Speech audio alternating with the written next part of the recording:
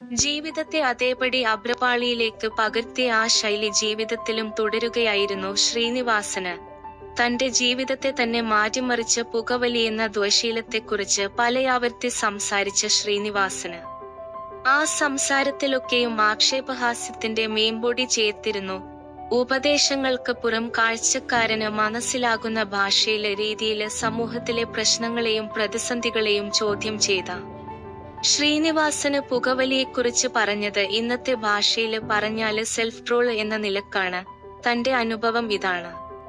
തന്റെ ജീവിതം കണ്ടല്ലോ, നിർത്തിയാല് നിങ്ങൾക്ക് കൊള്ളാമെന്നതായിരുന്നു ആ രീതി.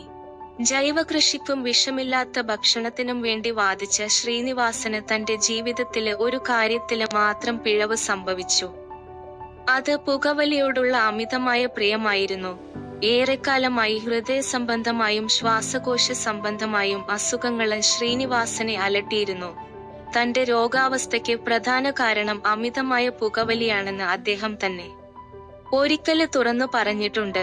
വി.എം. വിനു സംവിധാനം ചെയ്ത കുട്ടിമാമ എന്ന സിനിമയുടെ ഡബ്ബിങ്ങിന് ഇടയിലാണ് ആദ്യമായി ശ്രീനിവാസന്റെ ആരോഗ്യാവസ്ഥ വളരെ മോശമാകുന്നത്. അന്ന് ഡബ്ബിങ്ങിനായി ലാല് സ്റ്റുഡിയോയില് ഇരിക്കുമ്പോള് ഒരു ശ്വാസം മുട്ടല് പോലെ അനുഭവപ്പെടുകയായിരുന്നുവെന്നും അദ്ദേഹം പറഞ്ഞിരുന്നു.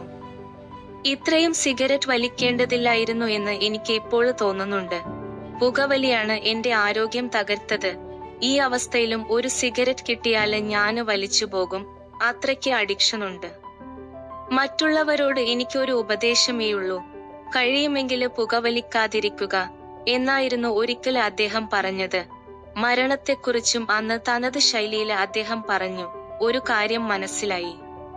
മരിക്കാന് പ്രത്യേകിച്ച് കഴിവൊന്നും വേണ്ട.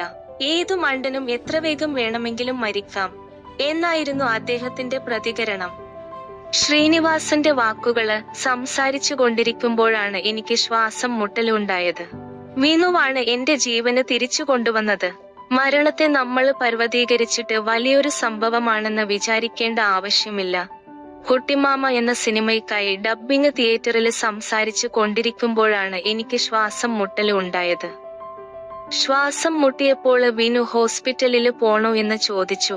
ഹോസ്പിറ്റലില് ഒന്നും പോകേണ്ട എന്ന് ഞാന് നിർബന്ധം പിടിച്ചു. പക്ഷേ ശ്വാസം മുട്ടല് കൂടുതലായി. ഞാന് ഹോസ്പിറ്റലില് പോകേണ്ട എന്ന് പറയുമ്പോഴും വിനു എന്റെ പ്രതിഷേധമല്ലെങ്കില് നിഷേധം വകവെക്കാതെ വേറെ ആരൊക്കെയോ കൂടിയിട്ട് എന്നെ നിർബന്ധമായിട്ട് പിടിച്ചിറക്കി കൊണ്ടുപോയി. അവസാനം കാറില് കയറ്റി തൊട്ടടുത്തുള്ള എറണാകുളം മെഡിക്കല് സെന്ററിലേക്ക് കൊണ്ടുപോവുകയാണ് ചെയ്തത്. ബൈപ്പാസിലേക്ക് കയറുന്നതിനു മുമ്പുള്ള കാക്കനാട് നിന്ന് വരുന്ന റോഡ് ഉണ്ടല്ലോ, ലാൽമേഡിയില് നിന്ന് വരുമ്പോള് ആ റോഡിലൂടെ വാഹനം ഇങ്ങനെ പോകുന്നത് മാത്രമാണ് എന്റെ ഓർമ്മയില് ഉള്ളത്. പിന്നെ എനിക്ക് ബോധമില്ല. ബോധം വരുന്നത് ഏകദേശം 24 മണിക്കൂര് കഴിഞ്ഞിട്ടാ. അപ്പോ ഇതിനിടയില് വേണമെങ്കില് മരിച്ചു പോകാം. അപ്പോ എനിക്കൊരു കാര്യം മനസ്സിലായി, മരിക്കാന് പ്രത്യേകിച്ച് കഴിവൊന്നും വേണ്ട. ബോധം പോയ ആ ഘട്ടം തന്നെ വേണമെങ്കില് ചില ആൾക്കാര് മരണം വലിയൊരു സംഭവമായിട്ട് എടുക്കുമല്ലോ, അതിന്റെ ഒന്നും കാര്യമൊന്നുമില്ല. മരണം എന്ന് പറയുന്നത് ഒഴിവാക്കാന് പറ്റാത്ത നിസ്സാരമായ ഒരു കാര്യമാണെന്ന് വേണമെങ്കില് നമുക്ക് കരുതാവുന്നതാണ്. മരണത്തെ നമ്മള് പർവ്വതീകരിച്ചിട്ട് വലിയൊരു സംഭവമാണെന്ന് വിചാരിക്കേണ്ട ആവശ്യമില്ല. പലരും പേടിക്കില്ലേ, അതെന്തിനാണ് പേടിക്കുന്നത് എന്നാണ് എനിക്ക് മനസ്സിലാവാത്തത്. എനിക്ക് പേടിയേ തോന്നിയില്ല, ഇത്രയേ ഉള്ളല്ലോ മരണം എന്നാണ് തോന്നിയത്. അപ്പോ ഞാന് വിനുവിനോട് പറഞ്ഞത്, വിനുവാണ് എന്റെ ജീവന് തിരിച്ചു കൊണ്ടുവന്നത്, അതുകൊണ്ട് ഇനി അങ്ങോട്ടുള്ള എന്റെ ജീവിത ചെലവൊക്കെ വിനു വഹിക്കണം. എന്നെ ജീവിപ്പിച്ച പുള്ളിയല്ലേ, അപ്പോ പിന്നെ ഇനിയുള്ള കാര്യങ്ങൾക്കൊക്കെ പുള്ളി ഉത്തരവാദിയാണ്. സ്വാഭാവികമായും പുള്ളി മാത്രമാണ് എന്റെ ജനനത്തിന് ഉത്തരവാദി. സാധാരണ മക്കള് ഉണ്ടായി കഴിഞ്ഞാല് അച്ഛനും അമ്മയുമല്ലേ ഉത്തരവാദികള്. അതുപോലെ എന്റെ ജീവന് രക്ഷിച്ചത് വിനുവാണ്. അവിടെ വെച്ച് ഞാന് പറഞ്ഞു, ഇനിയുള്ള ജീവിതത്തിനുള്ള എല്ലാ ചെലവും വിനു വഹിക്കണം എന്ന്. അത് പുള്ളി ചെയ്യുമോ എന്ന് എനിക്കറിയില്ല.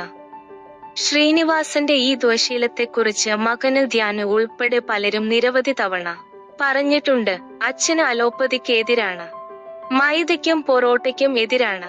എന്നാല് ഇതിനൊക്കെ എതിരാണെങ്കിലും അദ്ദേഹം നന്നായി സിഗരറ്റ് വലിക്കും, അതിന് മാത്രം അദ്ദേഹം എതിരല്ല എന്നായിരുന്നു ധ്യാന് പറഞ്ഞത്.